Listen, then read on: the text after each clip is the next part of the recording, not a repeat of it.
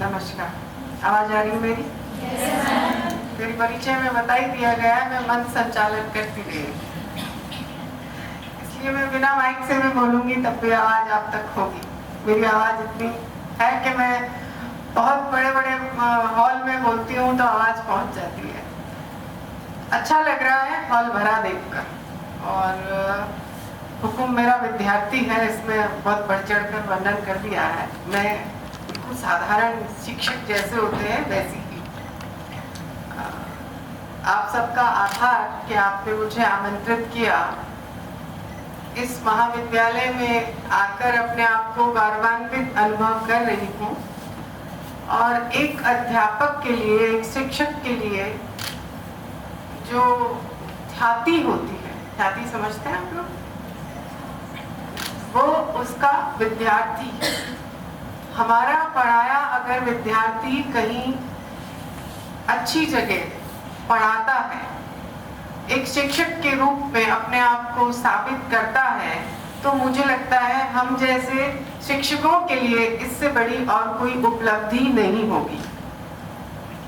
तो अपने आप को इसलिए भी गौरवान्वित अनुभव कर रही हूँ कि मेरा विद्यार्थी आप सबको पढ़ाता है, तो कुछ तो मैंने पढ़ाया ही होगा इसको जो ये यहाँ तक आया है, या आपको कुछ अच्छा ये पढ़ाएगा, ऐसा मेरा मानना है कि ये मेरे लिए सबसे बड़ी बात है कि अपने विद्यार्थियों को कहीं मैं चयनित हुए हुए देखती हूँ। मेरी वही संपत्ति है, वही मेरी ख्याति है। महाविद्यालय का आभार इसलिए भी कि यहाँ सारे शिक्षक जो हैं कहीं ना कहीं सुखाड़िया से जुड़े हैं, वो सब भी एक अपनत्व महसूस करते होंगे मुझे देखकर। हम विदेशों में कहीं चले जाएं और भारत का व्यक्ति हमें मिल जाए तो उसको देख के हमारा चेहरा खिल जाता है, और वो हमारी भाषा में बोल ले तो मन गदगद हो जाता है, लगता है वाह कुछ तो मिला, कुछ तो अपना है। ये जो अपना है, ये जो अपनापन है, वही हमारी हिंदी में है। हिंदी दिवस की आप सबको शुभकामनाएं। आप ही वो पीढ़ी हैं जो देश विदेश में भी, भारत में भी हिंदी को दूर तक ले जाएंगे। हम प्रयास जो कर रहे हैं वो यहाँ तक है, आपका प्रयास और आगे होगा। आज अगर हम दिवस की सार्थकता माने तो वह सार्थकता इसी बात में है कि हम उसको कितने गर्व से बोलते हैं। अब तो बहुत समय बदल गया। एक जमाना वो भी था कि जब कोई बच्चा अंग्रेजी में बात करता था तो हिंदी वाले बच्चे नजर झुका के खड़े रहते थे। वो अपने आप को इतना शर्मिंदा महसूस करते थे कि जाने वो क्या बोल रहा है, और मैं नहीं बोलूंगा तो पता नहीं मेरा स्टेटस या जो मेरा जो प्रभाव है पता नहीं कैसा पड़ेगा। मैंने इस चीज को कई जगह महसूस किया। कई बार मेरा अपने परिवार के साथ बड़ी होटल में जाना हो जाता है तो वहाँ का जो वेटर है वो भारतीय है, हमारे गांव का है, हमारे देहात का है, पर वो अंग्रेजी बोल रहा होता है। मैं उसको एक ही बात कहती हूँ, मैंने कहा मैं देसी हूँ, मैं परदेसी नहीं हूँ, तू आराम से तेरी भाषा में बात कर, मैं हिंदी समझती हूँ और मारवाड़ी भी समझती हूँ। वो पहन के साफा खड़ा है लेकिन बोलेगा अंग्रेजी में, क्यों कि उसको पैसा इसी बात का, जब उसका सिलेक्शन किया गया था तो उससे कहा गया था कि आने वाले आगंतुकों से तुम्हें अंग्रेजी में बात करनी है। और वो बेचारा पशुपेश में कि अंग्रेजों से तो अंग्रेजी बोलनी है, पर हिंदी वालों से अंग्रेजी क्यों बोलनी है। तो मैं उसको कहती हूँ, मैं कहा तू हिंदी में बात कर, मैं सारा ऑर्डर हिंदी में दूंगी और हिंदी में ही तेरे से बात करूँ। इतना रिलैक्स हो जाता, उसको लगता कोई तो मेरे जैसा भी आया।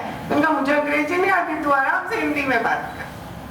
तो हमारी भाषा के लिए अगर हम गर्व महसूस नहीं करेंगे तो मान के चलिए दूसरा नहीं करेगा। आपने देखा होगा, जैसा सर ने अभी प्रिंसिपल सर ने ये बात कही थी कि गुजराती गुजराती बोलता है, पंजाबी पंजाबी बोलता है, और विदेशों में पंजाबी भरे हैं।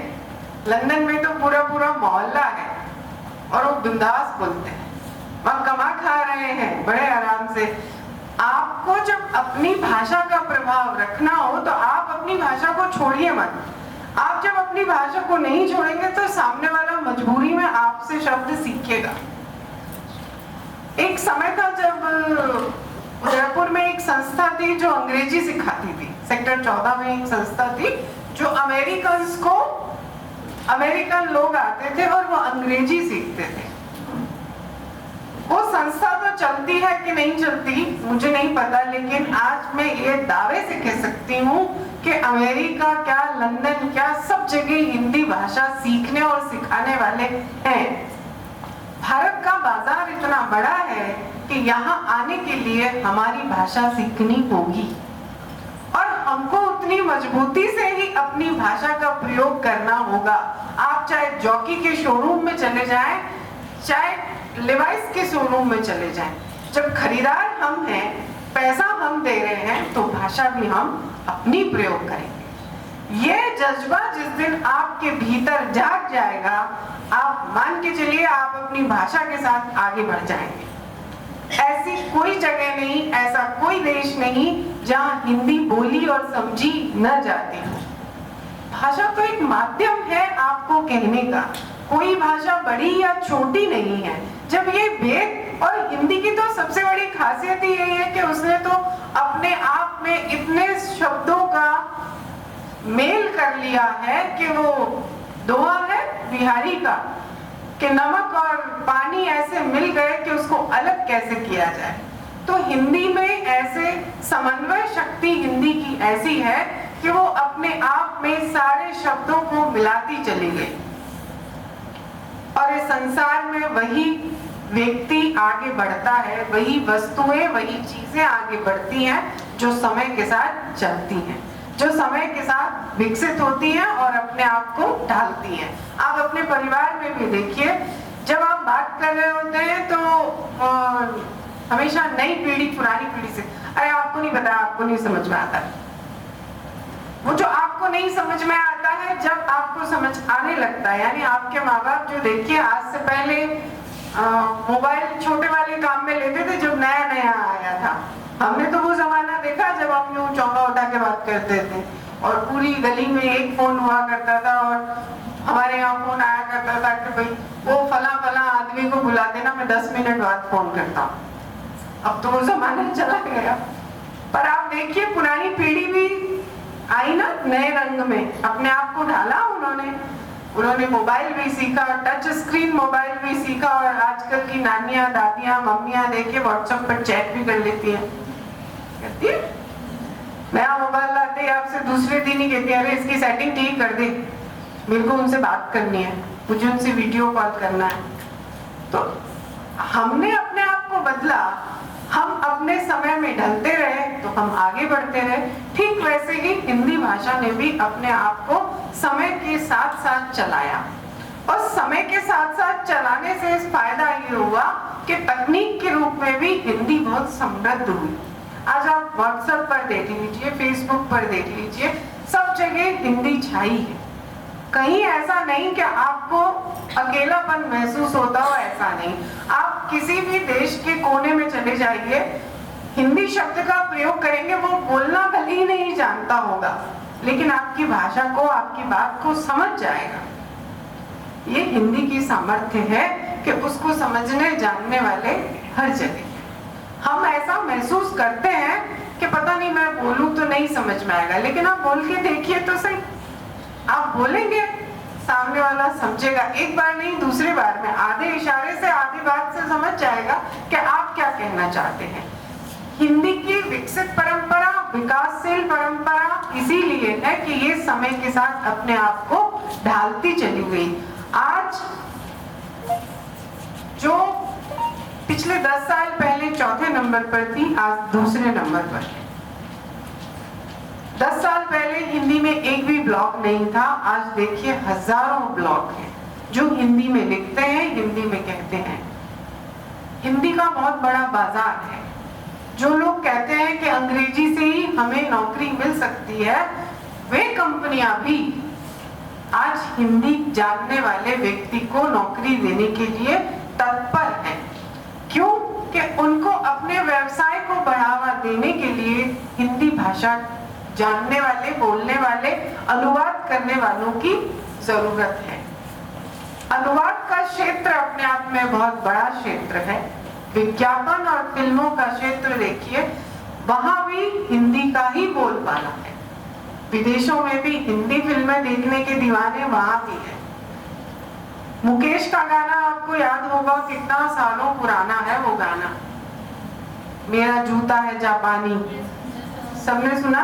तुम्हारी पीढ़ी का नहीं है, जबकि हमसे भी पुरानी पीढ़ी का है, तब भी तुमने सुना है। और तब भी देखिए वो कहता था मेरा दिल है हिंदुस्तानी। तो ये जो दिल है ना, दिल में हिंदी ही बसती है।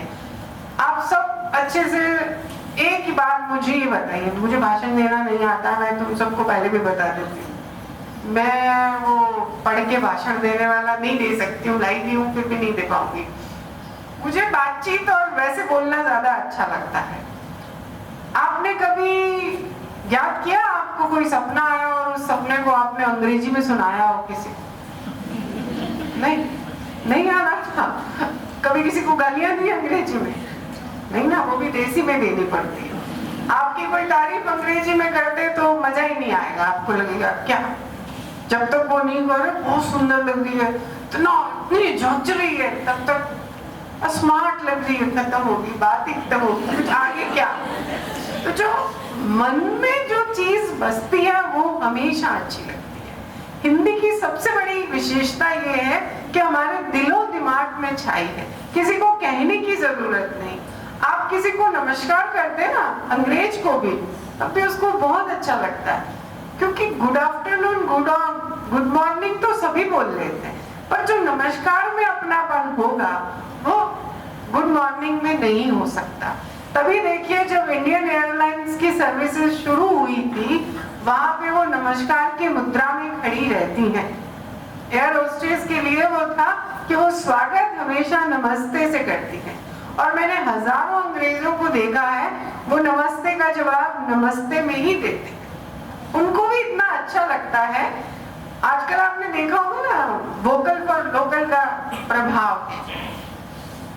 मैं जब कॉलेज में पढ़ाती हूँ तो मैं कई चीजें अपने बच्चों से मेवाड़ी शब्दों के बारे में उनसे पूछती हूँ।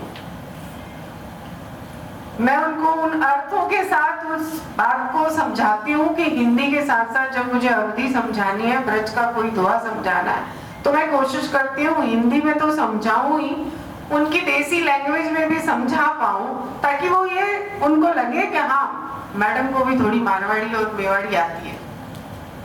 मैं तो मारवाड़ी बोलती हूँ घर पे सर, मैं अपने पति से आज भी मारवाड़ी बोलती हूँ। मेरे पति जोधपुर से है और मैं बीकानेर से हूँ, तो मेरी भाषा में वो मिठास नहीं है जो जोधपुर में है। यहाँ जोधपुर से कोई है ऐसा जो जोधपुर की भाषा के बारे में थोड़ा बहुत जानता हो? वो कौन जानता है? बस वो बच्ची ने हाथ खड़ा किया। वहां कहते हैं आओ सा, पधारो सा। बीकानेर में ऐसे नहीं कहते, कब आयो, कब जासी। तो जो मिठास है जोधपुरी भाषा में वो बीकानेरी भाषा में नहीं है, लेकिन टोन का अपनत्व है। मैं अपने विभाग में भी जब कोई विद्यार्थी मारवाड़ साइड का होता है तो मैं उससे कोशिश करती हूँ मारवाड़ी में बात कर लूं। तो वो बच्चा मुझे पूछता है मैडम आपको अजीब नहीं लगा, आप मारवाड़ी में किससे बात कर लो? अजीब लगने की क्या बात है इसमें? ऐसा थोड़ी है कि मैं इस कुर्सी पे बैठ गई तो अपनी भाषा भूल गई हूँ। मैं आज भी अपने घर जाती हूँ तो मारवाड़ी में बात करती हूँ। मैं वहाँ हिंदी झाड़ के, मतलब अगर आप अपने घर के लोगों के साथ जैसे आप दूसरों के सामने अंग्रेजी झाड़ते, वहां अगर हम देसी लोगों के सामने हिंदी झाड़ रहे होते तो वो भी वो सोचता अच्छा पढ़ लिख गई तो भाई मारे भाषा भूल गई नहीं, वो ऐसे देख रहे होते। तो हमको वैसा नहीं होना है। वो गाना याद है आपको, जैसा देश वैसा भेष, फिर क्या डरना। मतलब आप जहाँ हैं जैसे हैं वहां की तरह से ढलने का अगर आप प्रयास करते हैं तो आप सबके दिलों में बसते हैं। यही विशेषता हिंदी की भी थी, इसलिए वो हमें, आप व्हाट्सएप पे देखिए हिंदी में लिखने लगे, पहले इंग्लिश लिख रहे थे पर अब हिंदी में सुविधा मिल गई तो आप हिंदी में लिखते हैं। आप बोलते हैं हिंदी में और वो टाइप होता चला जाता है। आपको कितना अच्छा लग रहा होता है कि आपको तो पता ही नहीं था बिंदी कहाँ लगानी है, लेकिन यहाँ हिंदी पे बिंदी लग गई, है पे लग गई, आप भूल जाते हैं, लेकिन तकनीक नहीं भूलते।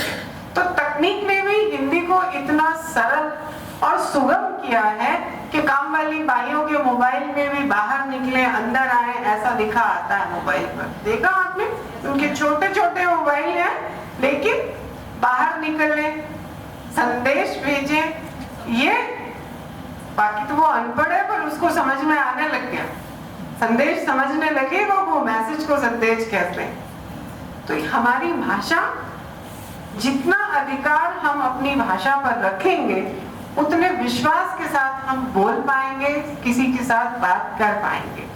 और जिस घर में हमारी इज्जत हम नहीं करेंगे तो दूसरा तो करेगा ही नहीं, आप मान के चलिए।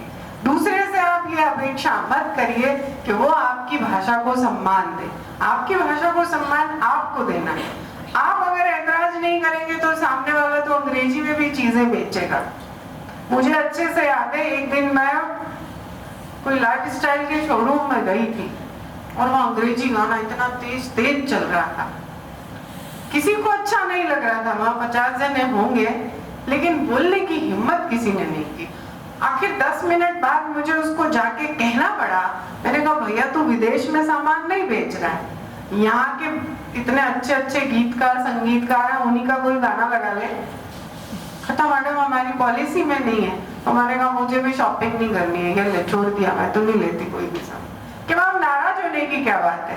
मैंने कहा तुम्हारी पॉलिसीज बदलो ना भाई, यहाँ तो हिंदी गाना सुना दो ना, क्यों हमको ये गाना सुना रहे हो? सच्ची सच्ची बताओ, इतने बच्चे बैठे हैं, हिंदी का गाना सुनना अच्छा लगता है कि अंग्रेजी का? अंग्रेजी का गाना समझ में ही नहीं आता, वो गाता क्या है? नहीं आता ना। हमारी भाषा नहीं है तो हमें कैसे समझ में आएगा? तो हमको कहीं ना कहीं ऐतराज करना चाहिए, हमारे मन में ये भाव होना चाहिए कि जब तक हम सम्मान नहीं करेंगे दूसरे से अपेक्षा नहीं करेंगे। उस जो शॉपकीपर है उसकी इतनी हिम्मत नहीं है कि वो कंपनी की चीजों को छोड़ दे, लेकिन हम तो कस्टमर है ना। नारायण भारत में तो संस्कृति क्या है? अतिथि देवो भव। तो जब आप अतिथि को देव मान रहे हो और ग्राहक ही आपका भगवान है, ऐसे कोट सुने होंगे ना आपने, तो ग्राहक भगवान है तो भगवान की तो सब सुनते हैं, हमारी भी सुनो। हमने तो सुनी ना सबकी, तुम भी सुनो। उस ऐतराज पर मुझे मेरे पति ने कहा क्यों बहस कर रही हो? मैंने कहा नहीं, बहस तो करनी पड़ेगी, मेरी तो रोजी रोटी है, मैं नहीं बोलूंगी तो कौन बोलेगा?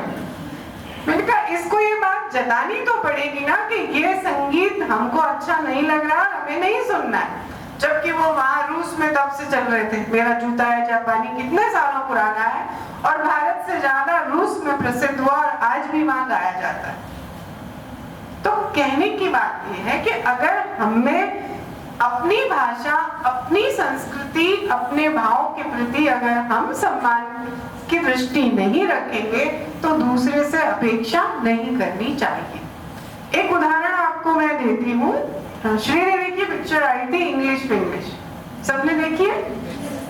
देखिए, नहीं देखी हो तो हुक्म दिखाना है, स्क्रीन बड़ी है, यहाँ दिखाया भी जा सकता है। हमारे यहाँ परंपरा नहीं है, आजकल तो विश्वविद्यालयों में भी ये कोशिश करते हैं और हुकुम की तो पीएचडी है उसी पर है।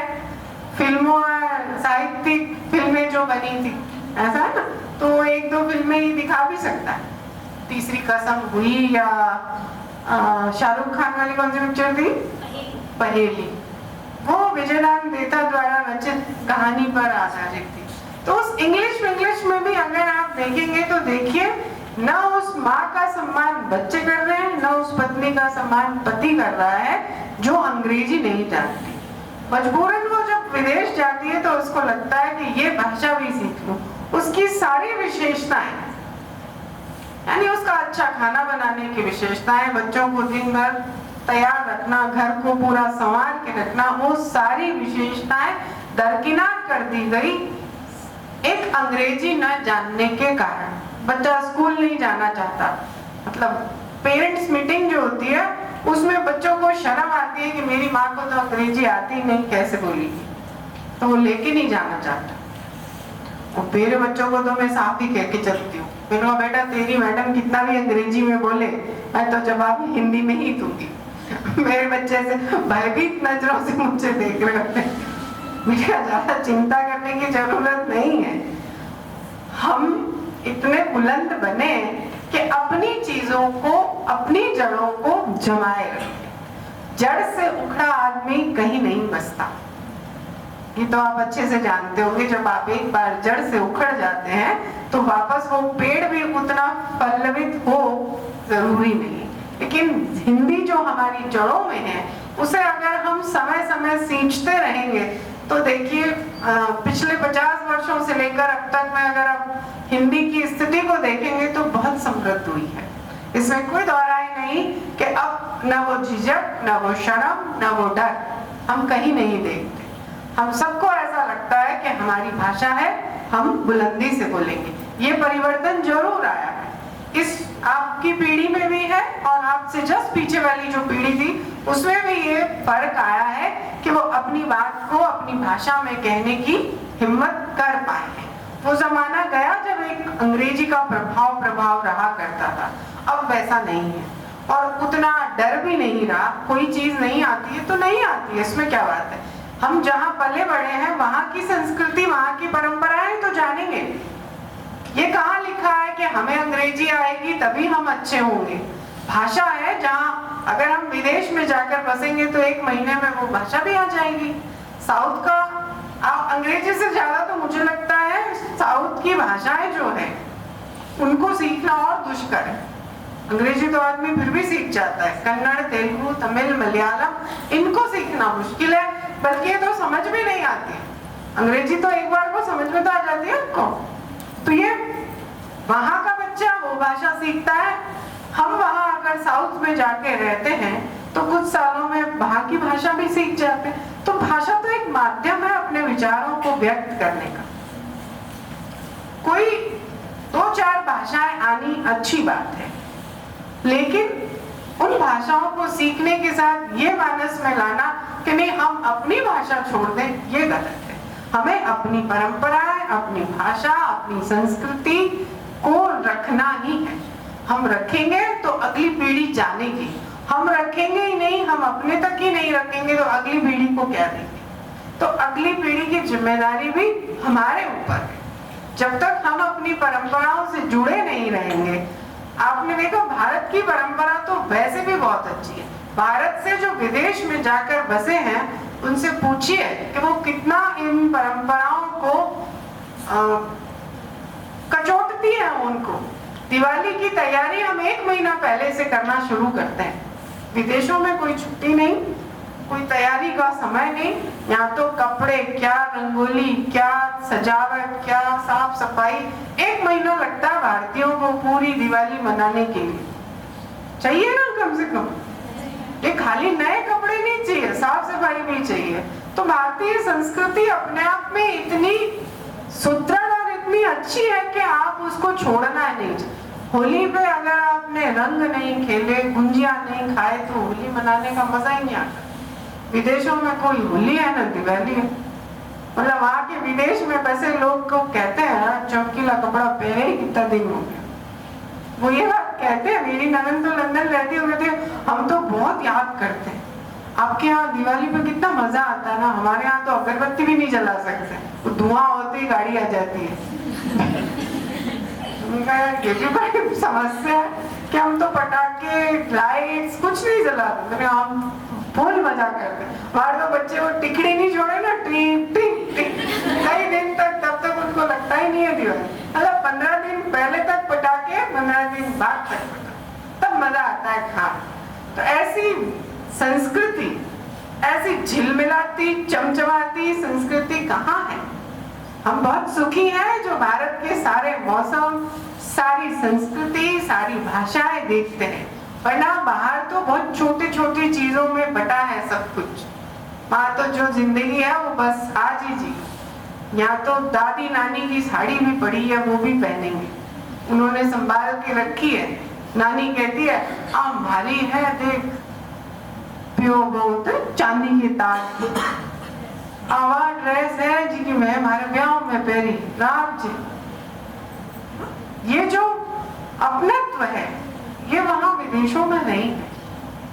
इसलिए मुझे लगता है आज के दिवस की अगर सार्थकता है तो इसी बात में कि हम अपनी भाषा, अपनी परंपरा, अपनी संस्कृति को बनाए रखें और अच्छी चीजों को अपनाते भी चलें। ये समन्वय जो शब्द है ना, ये मेल मिलाप का समन्वय, ये भारत जैसे देश में सबसे अधिक है और कहीं आपको नहीं मिलेगा। चाहे वो नदियों का समन्वय देखें, चाहे संस्कृति का, चाहे भाषा का, चाहे त्योहारों का, सारा समन्वय आपको ये भारत में ही दिखाई देगा। इसलिए इस विभिन्नता में एकता की संस्कृति को हम जियाए रखेंगे, यही इस दिन की हमारी सार्थकता होगी। धन्यवाद।